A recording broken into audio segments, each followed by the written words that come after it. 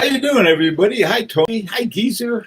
Javi, Joseph, Val. Hey, Val. David, how you guys doing? Good to see everyone. Um, this morning, we were talking about independent watchmakers, and one of the things I was thinking about was like, what's the downside of this?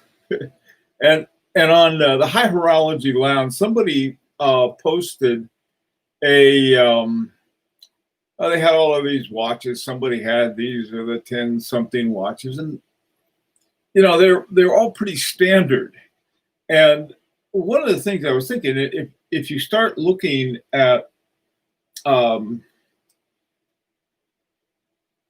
watchmakers who are basically master watchmakers who have their own brand, are putting modules and things into other watches, it may not be for everyone.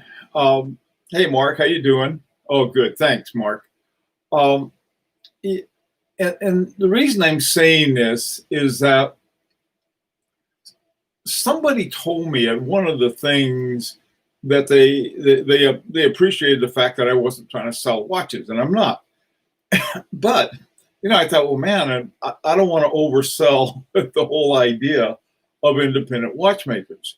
If you don't know anything about watches and your idea of having fun is not spending time learning more about watchmakers, it's probably not for you, because it does require a good deal of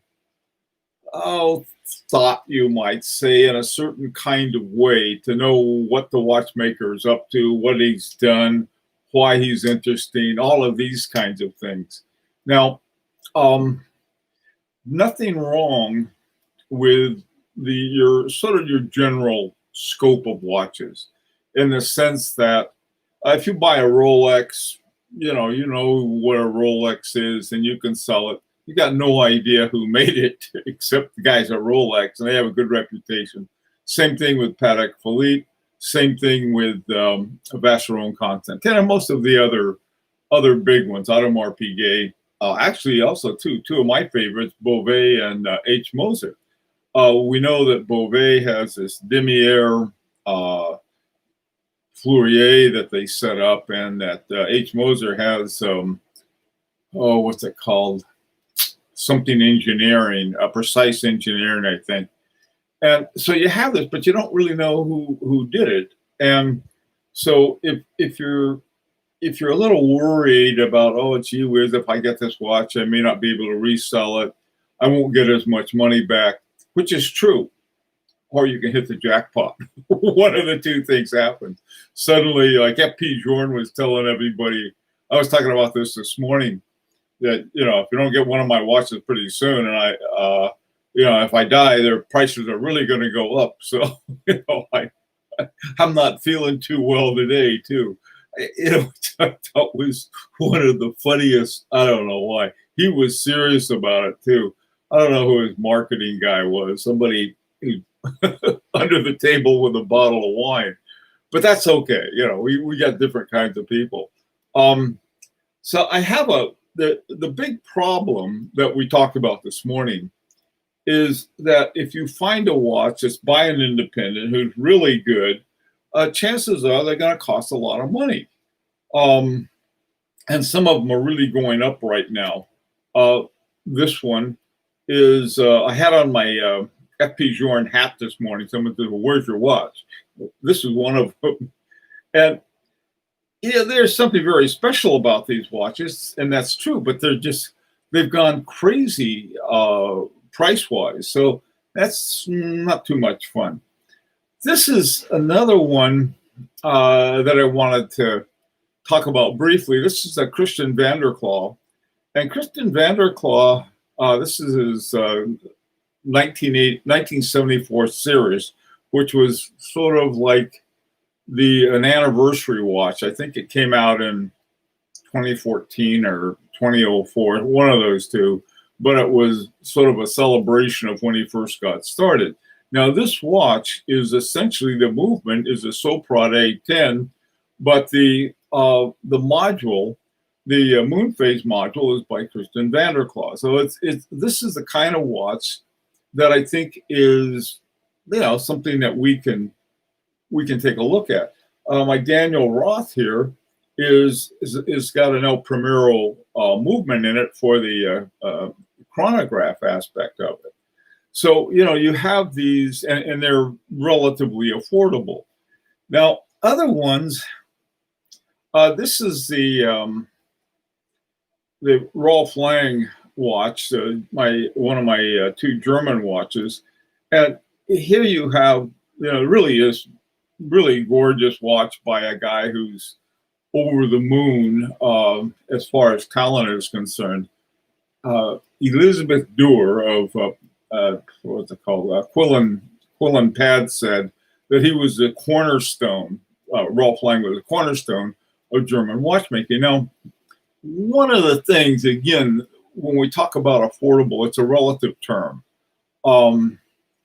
I sort of like everything under 10,000. I really like it under 5,000. Those are sort of layers of affordability. And I realize that on the higher end, that's pretty expensive. But but a lot of the watches, I don't mind. Well, I mind it, but spending more on them. So you're trying to look at these together. Somebody says, well, so-and-so says you shouldn't mess with those because they don't have a good resale value, or these or this or these or that. And normally they don't really have one themselves and they don't have much experience with it. But in one sense, they're probably right, because you don't have a herd. I mean, you don't have a herd to them, we want it, which is the good thing about that, is that there aren't as many people who want it. The price isn't going to be as high. And for those of us who like to collect that kind of watch, that's a good thing. But I wanted to, in part, this is why I wanted to have something about the dark side of collecting independent watchmakers, because the guy said, well, I appreciate the fact that you don't try to sell things. And it's true, I don't. But on the other hand, I'm thinking, well, maybe I'm overselling this whole idea of an independent watchmaker, and I don't want a bunch of people getting interested in it, because if they do, the price will go up, and I'll have a harder time affording one. So anyway, this is the dark side of it. Oh, let's see what's going on here. Hi, Stefan. How you doing? Eddie. Hi, Eddie. Clam. I'm not sure how you pronounce it. Hey, Paul. How are you? Let's see. Hi, Joseph. Okay. Hey, Craig. How you doing? Okie doke. Yeah, I'll show you my. Here's my Daniel Roth. Now, these watches, you can still find them for, I think, really good prices. If you want a new Daniel Roth, and you go to what's called now called Jean Daniel Nicolas, because Bulgari owns the name Daniel Roth, and so he had to dream up something else. Those things are like $100,000 a piece. He only makes 2 or 3 of them a year, But this is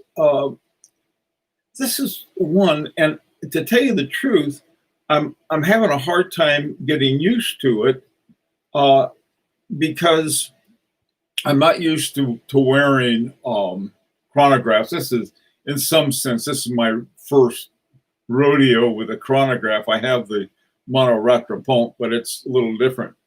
And so I had to do some things. One of the things, when I reset it, like this, let me reset it. You can see that right up at 12 o'clock, there's the second hand. Well, when the second hand is up there, it's sort of like, And that's the chronograph second hand. The regular second hand is this little thing over at 9 o'clock. But it's a wonderful watch. I mean, I'm delighted with it. And there's the back. It's got an exhibition window in the back. And, these watches are great. The same thing with the Roger Dubois for a sports watch. It's got a RD14 in it, which is pure Roger Dubois. And so I guess the point, what I'm trying to say is that you got to know a thing or two. I mean, if you're getting into this, is that you got to spend some time finding out about these guys. And the more you find out, then you have, I think, what I consider a good sense of why it's worth, I mean, why it's enjoyable. There was a little video I read, and it's like 5 billion people have watched it.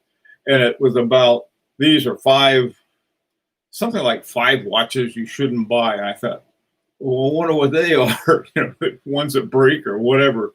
And it was actually a pretty good video because the guy was saying, look, you got to find out what you value, what's important to you. And don't do X, Y, and Z because you won't be happy. Like if you see a watch you really like and your buddies say, that thing is stupid or something like that, you may not get it and then get one that they want you to get and not be very happy with it. It's even more true with things like this. You got to find something that you really like. The Ellipso Curvex case on this I like because it's unique. I've always liked the date window at between 4 and 5, just because, and I don't know why, but I've always liked it. And a lot of people hate it. But, you got business to do at 3, 6, and 9, so I figure that's a good place for it. So the other thing is I didn't have a proper chronograph. My Monoretropont Bove is a chronograph. It really is. I'm not putting it down or anything, but it's not something, I'm afraid that if I wore it every day, I'd wear it out pretty quickly. One thing that I don't like about this, and it's not Daniel Roth so much as it is the fact that Zenith in their El Primero 400, which is in here, uses a 5 hertz movement. I like them slow and sweet and easy. I like the 2.5 hertz, 3 hertz, and a pinch of 4 hertz, this is a 4 hertz. But the ones I like are the 3 hertz and 2.5 hertz of the, I don't know, I guess watches that most of the really top-notch guys have. I mean, in terms of speed and stuff. But anyway, so this is like not selling you a watch. It's the opposite. It's like, be careful if you're going to get into this. Don't think you can do it by. You have to do your homework first. But to me, that's the fun part of watch collection. It's not homework. It's having fun finding out about watches. Okay, let's see what you guys are up to. Hi, Drew. How you doing? Okay. I got the John Hammett vibe to Geezer from Jurassic Park. What happened to Margaritaville? Okay. Okay. Hey, take care, Eddie. The problem is that 99% of newcomers to the hobby are stuck in the same rut. I agree. Hey, Truth is Guilty. How you doing? Tim? I'm late. Tim? But you're here. That's important. Hi, Forbin. I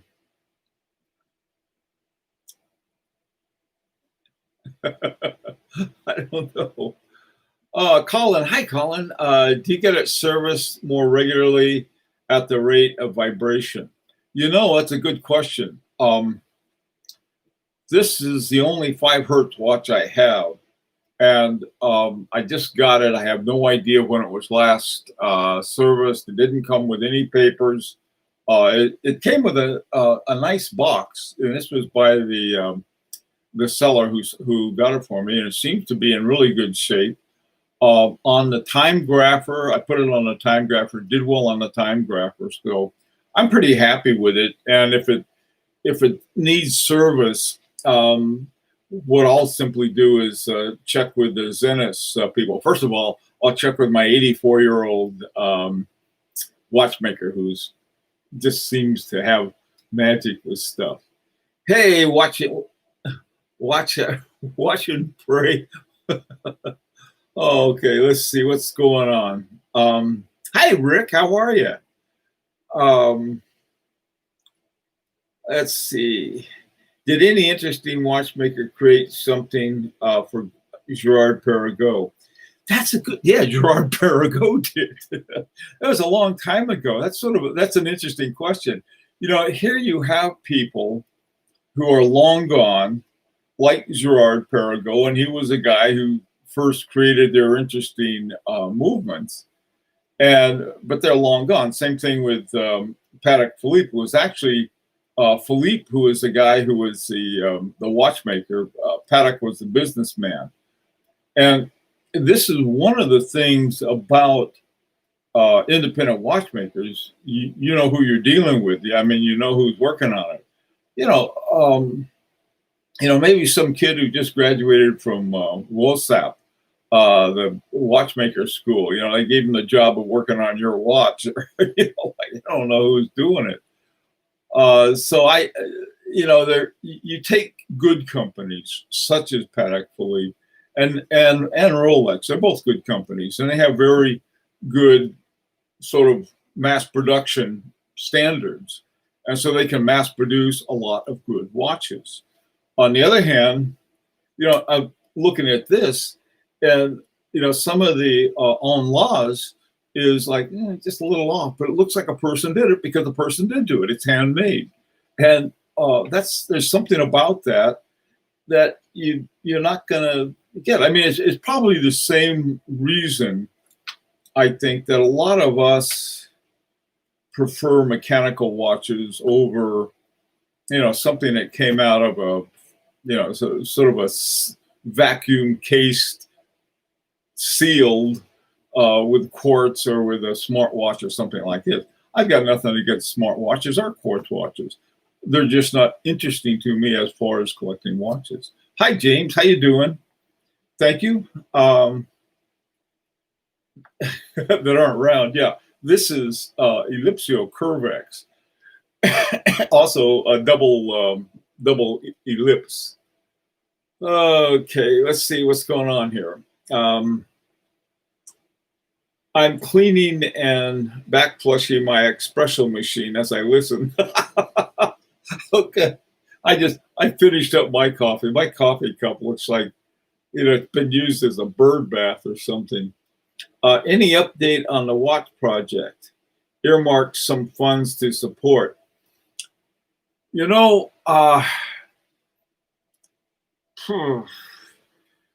there really isn't. That's a heck of a good question. I would like to have the Agenor, but in terms of being able to get back and forth, I mean, because they have a lot of information they want to get from us, and we've got to understand what's going on when we talk to them. But I've contacted them. In fact, I contacted them the last couple of days. Still nothing. So, from my sense of it, I think their movement that we were thinking about may be way up there. And so I've been thinking, well, on the the German one, the Langenheim, that one, which is a beautiful movement. I love that movement. As a matter of fact, what was it, 31.1 or something like that? I forgot the name of it.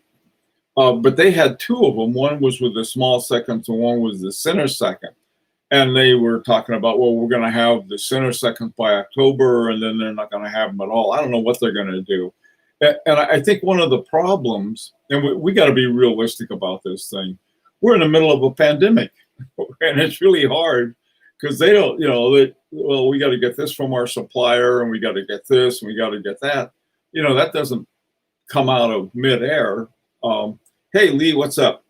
If you have to service and replace parts, can you continue to get them with some of these makers? Well, this is a problem, and Lee, it's a good one to bring up. There are two. Well, actually, there's several ways to do it. I mentioned this. This is a SOPROD engine in it. It's an A10, and I think the A10 is now called M10 or something weird like that by Soprod. And I wouldn't worry about getting it either serviced or parts for it. How do you get parts and service on a handmade watch like this? I don't know. I wouldn't have a problem because I happen to know Rolf Lang, and I'm sure that he would have some kind of service contract either himself that he takes care of or has arrangements with somebody. The FP Jorn, they have a contract. They have a service center in Miami here in the United States. And then in Europe, of course, you can just send it to Geneva. Right now, they're having a hurricane. Every time I have a watch in Miami, they have a hurricane. When I had my Chronomet residence there, they had a hurricane. And that slowed things up. And now I have my Culpa there, and they're having a hurricane. My watches cause hurricanes in Miami. So watch it next time I send one there.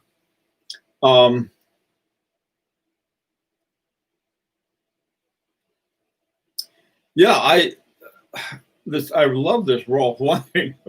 I heard from Rolf. He says, I said, what would you like me to do? And I said, watch it for me. So I'm watching it. I don't mind watching it. Take your time, Rolf. You can take it all. He's sending me this new. He said he's going to send me a new brochure. What we had done when Eddie and I were at Cellini's, Eddie was either,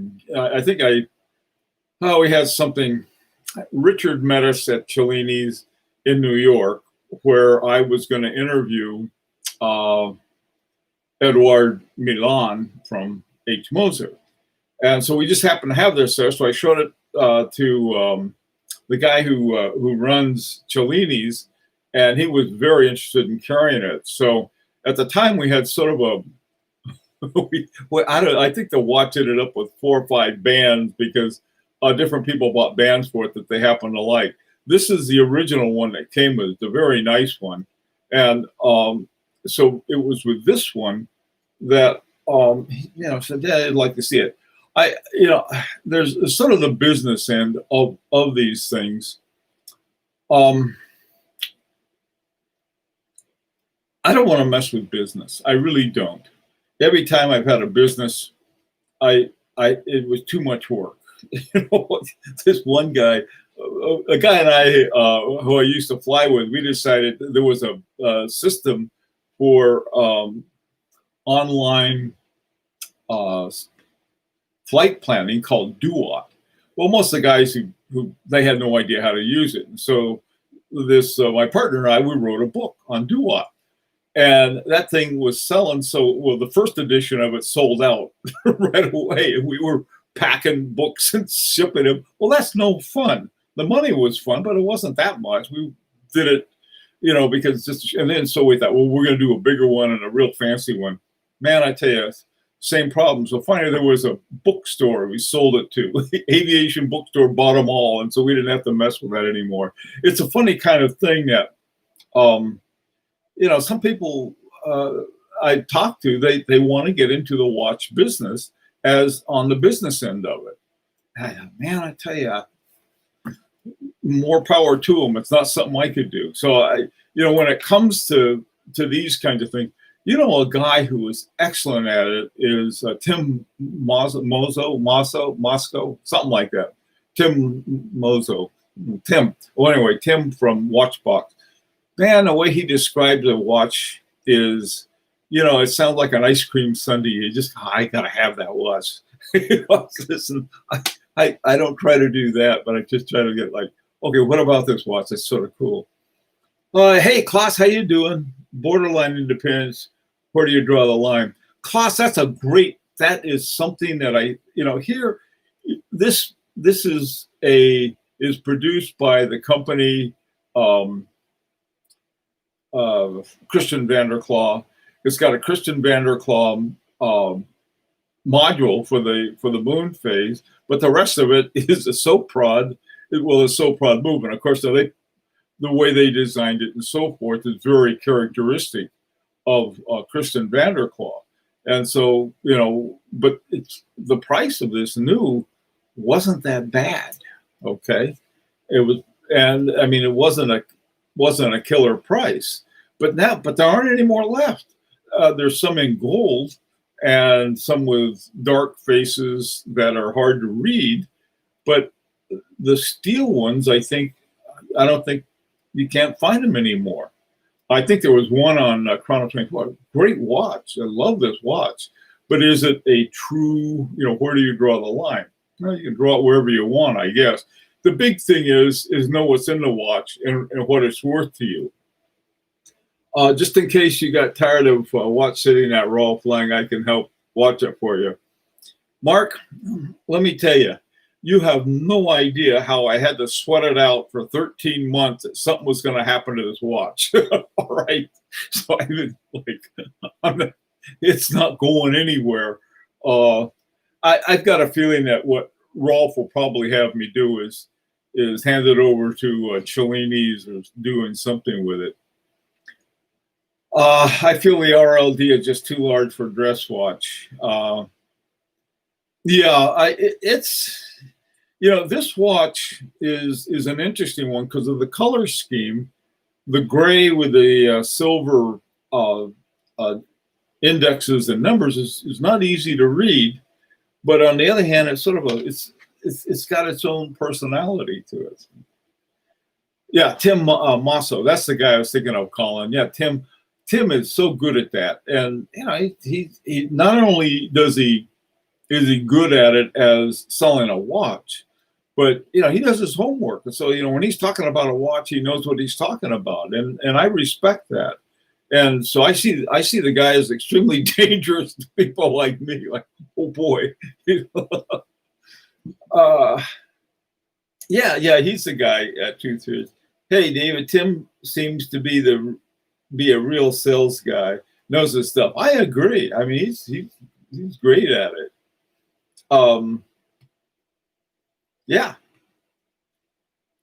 Vanderklaw, great name for James Bond villain. You're right.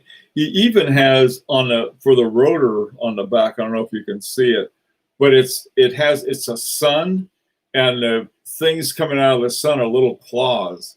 Just got to let me see if you can see that. See the little the rotor is the sun with the anyway. Well, let's see. Hey Tony, how you doing? Donald. Okay, Clyde, what's up? But you at least know Tim's there to sell you what? Exactly. Yeah, Tim's there to sell you a watch. He's like I said, he's very good at it. He was describing, in fact, he was describing this watch, and he was saying, well, the DR400, well, we'll let him get away with that. It's really the Zenith El Primero 400. Well, they don't have, at least on my watch, they didn't have DR400. They're sort of a compromise. It just says 400. And so, I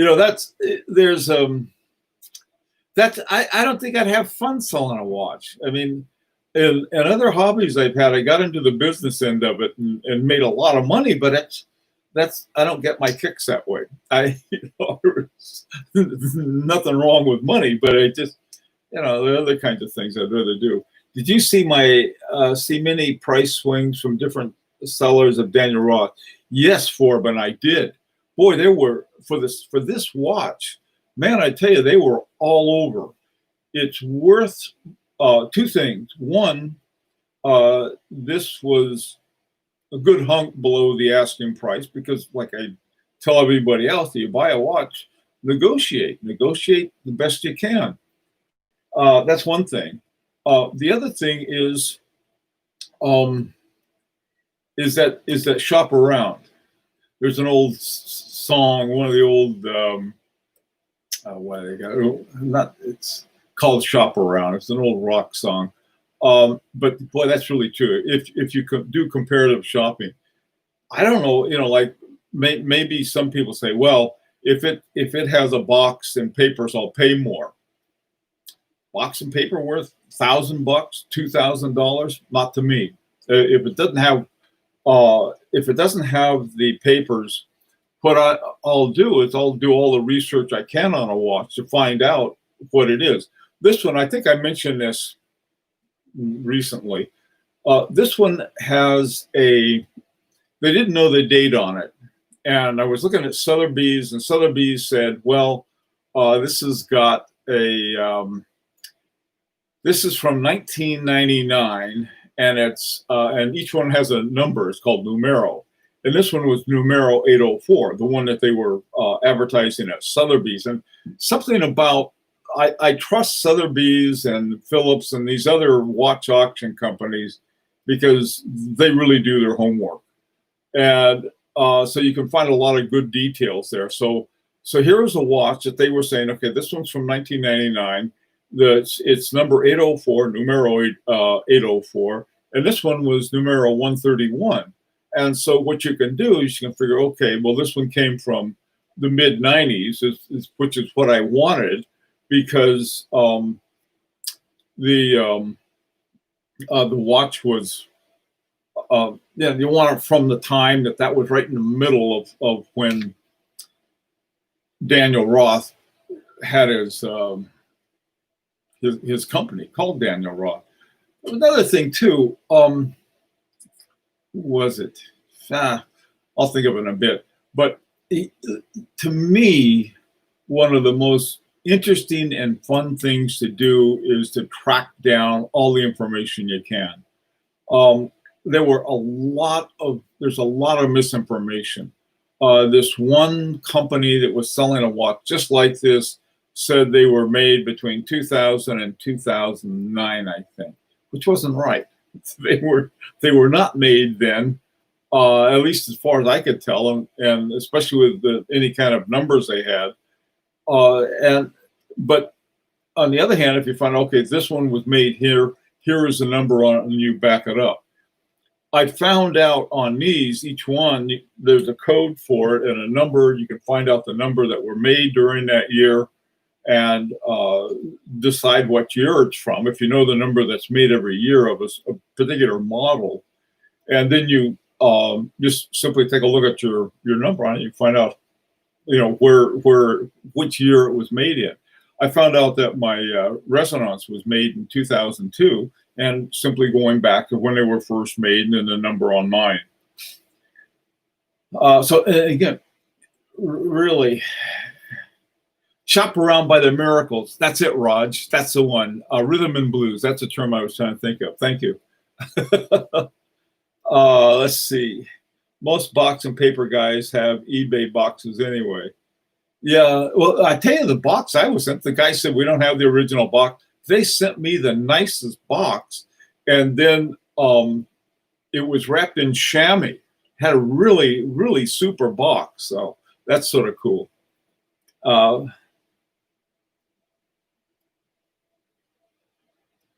Yeah, that's an interesting thing about whenever you get your more money, time and money. I don't know. That's a good point, but I don't pay attention to it, and even though I should. Andreas, good evening. Yeah, you're late, and we're gonna. In fact, we are out of time. I hate to say, hey, you guys. Hi, Antonio. How you doing? I wish the bloody boxes were replaced with simple bubble wrap and be done, less fussy. Forbin, I agree with that. I have this big, beautiful box that my Vacheron Constantin Easter Reeks Americana 1921 came in. Great big box. And it just really uses the first. Then down below, you got all of this other good stuff. That thing is living under my desk right now in the original box that came in. I never open it. And it's sort of like, the boxes that I like, that I didn't get, were with these. They're just a simple little box. The ones that came with my Lang & Heim, those are really nice boxes. They're about this big. And so they are bigger, but they're nice without being blunky and stuff.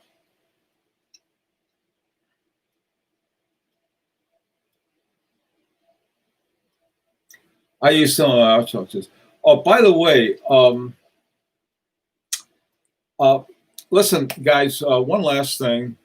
I got a, a review to a collection to review. I got in the other day, so I'll have that. I won't have it tomorrow, but I'll have it next week. Tomorrow, though, I do have I have a little vest pocket thing I did on sort of things to look for, that why somebody who is considered to be a good, I mean, a master watchmaker, why? I mean, what are some of the things they did? And then if there's some way to find the kinds of watches that are more affordable, like when Daniel Roth had his sort of series of watches back in the 90s, early 2000s too.